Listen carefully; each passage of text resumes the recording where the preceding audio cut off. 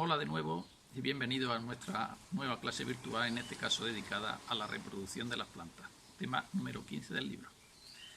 Desde un punto de vista de un animal como somos nosotros, la reproducción de las plantas es bastante curiosa, porque presentan lo que se llama una alternancia de generaciones, o más específicamente un ciclo diploaplonte, diploide y haploide. Antes de explicarlo más pormenorizadamente, aprovecharemos un ejemplo a ver si lo comprendemos mejor. Aquí tengo yo lo que es un fronde de un helecho, es decir, una de las grandes hojas que parten del rizoma subterráneo del helecho. En este caso en concreto es un Polypodium, un género de helecho que se ha utilizado ampliamente en jardinería y que recogí ayer mismo del patio de mi madre. Si observamos aquí el envés de este fronde, observaremos esta doble fila de puntitos que existen en las hojitas estas pequeñas que se llaman foliolos y que son los soros. Los soros contienen los esporangios y los esporangios son las estructuras encargadas, como dice su nombre, de producir las esporas, es decir, la célula especializada en la reproducción de los helechos. Cabría pensar que cuando estos miles y cientos de miles de esporas se las lleve el viento, si con suerte caen por ahí en un lugar húmedo, un ambiente adecuado, pues nacería una planta como esta, otro helecho, ¿no? Y sería lo lógico, como digo, desde un punto de vista de lo que estamos acostumbrados a ver nosotros los animales, pero no, a las plantas no le ocurre esto. De estas esporas nace una plantita completamente diferente al helecho, que se llama o se conoce como gametofito. Este gametofito tiene forma de corazón, tiene solo un tamaño pequeño, 2, 3, 4 centímetros, y como dice su palabra, es la fase o la generación que produce los gametos. Entonces tenemos dos fases, o dos generaciones hemos dicho. El esporofito, ¿vale?, que es el más evidente en el caso de los helechos, y como su nombre indica, es el productor de esporas, estructura creada de forma completamente asexual, no hay fecundación. Si yo observara el esporofito, además su célula en su núcleo, observaría cómo tienen un juego completo de cromosomas y otro juego completo de cromosomas, es decir, tienen los cromosomas repetidos, son diploides, tienen un número 2n de cromosomas. En el caso del gametofito de la segunda generación, o de la primera, porque como es un ciclo no sabemos dónde empieza y dónde acabaría, el gametofito, productor de gametos, es decir, ahora explicaré un momento eso, es la fase haploide, es decir, ella solo tiene un juego de cromosomas. Por tanto, su número sería n. Como he dicho, el nombre gametofito estriba en que es el productor de los gametos. Debajo de esa laminita verde con forma de corazón, después lo veremos en un vídeo, existen dos tipos de estructuras. Unos anteridios, que son las que forman los gametos masculinos, que son unas células con un flagelo y nadadoras, se pueden desplazar, la única en las células vegetales.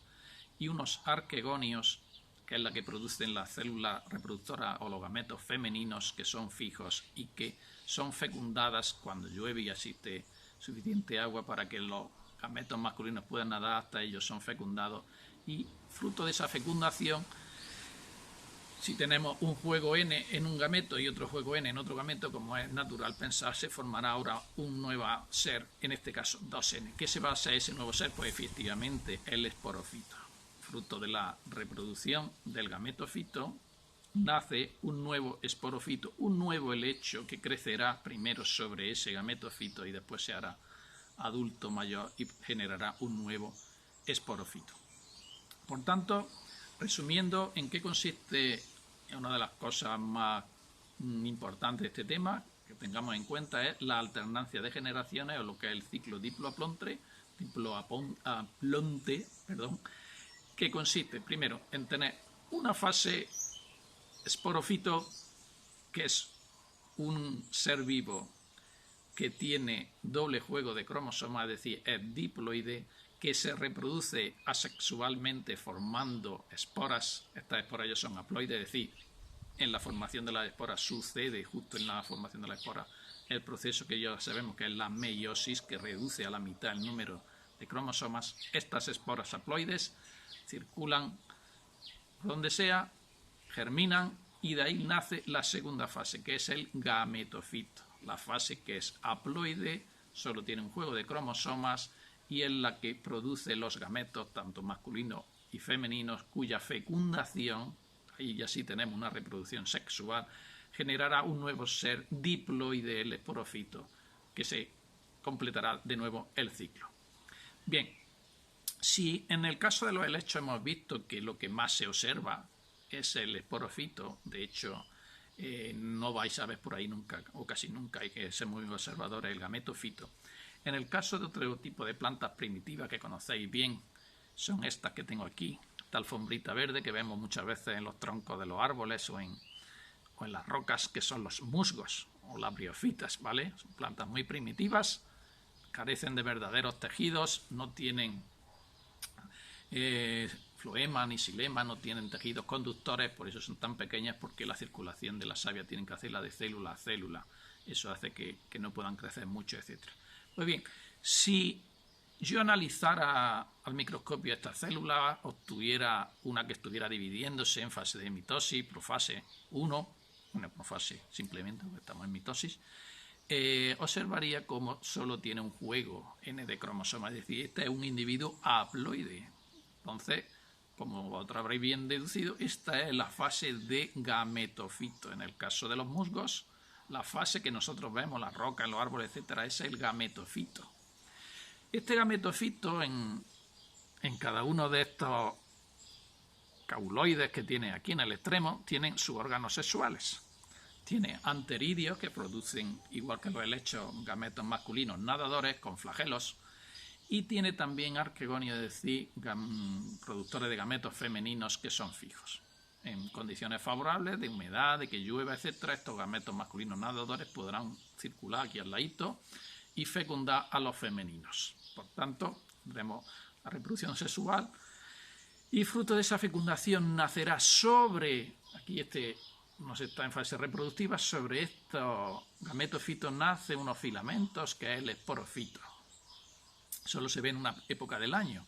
Al final de ese filamento hay una cápsula, que es donde se generan las esporas, son los esporangios, fruto de la meiosis, y estas esporas, que ya son haploides, viajarán por ahí, por el aire, y de ellas nacerá un nuevo gametofito, como podemos comprender o suponer, con lo cual el ciclo se cerraría.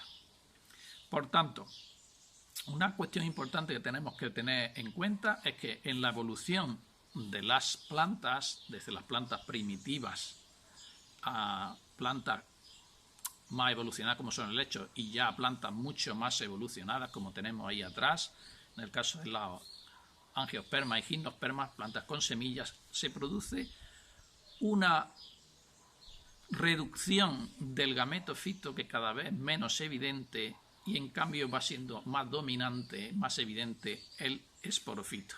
Ya hemos dicho que en los musgos el gametofito es el dominante, el esporofito solo nace en una época del año, lo vemos muy poco. En los helechos ya es el esporofito el dominante, pero todavía podemos ver de vez en cuando esas laminitas, esos prótalos ahí en el suelo, que sería la fase de gametofito. En el caso de las plantas con flores, tengo aquí una donde está la fase de gametofito. Todo lo que vemos a nuestro alrededor de plantas superiores, plantas con semillas, árboles, flores, etcétera, etcétera, son esporofitos. La fase de gametofito está completamente o muy reducida, solo a nivel microscópico, solo contiene unas poquitas células y solo se vería en el microscopio. Bueno, tenemos aquí una flor. Otro día nos dedicaremos a hablar sobre ella más comúnmente, pero ¿dónde se forman los gametofitos? Pues bien, todos saben lo que son los estambres, lo que es el pistilo, este sería el pistilo, el órgano reproductor femenino, aquí estarían los estambres que carecen de las anteras, porque raramente las flores maduran a la vez unos y otros para evitar la autofecundación. Pues bien, cuando el grano de polen, que serían las esporas, en este caso microesporas masculinas del esporofito, caen sobre el estigma del pistilo de esa flor o de otra flor y nace una plantita diminuta que se llama tubo polínico. Ese es el gametofito. ¿Sí? El polen sería la espora masculina en este caso del esporofito.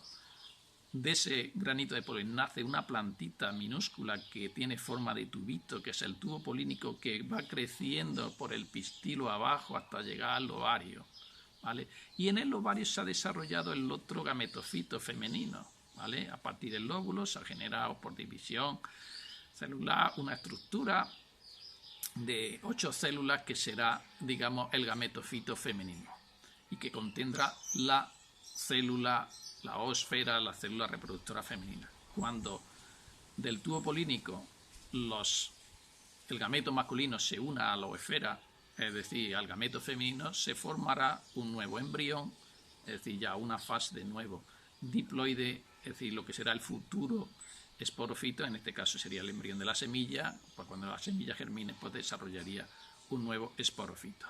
Por tanto, en las plantas superiores, como hemos dicho, el esporofito es lo dominante, el gametofito, que hay uno masculino, el tubo polínico, y otro femenino dentro del ovario, solo se observarían al microscopio. Y esto es todo. Después os pasaré una serie de vídeos para que esto lo podáis comprender más pormenorizadamente. Deseo que vaya todo bien por allí y un saludo desde aquí, desde el norte de Córdoba. Hasta luego.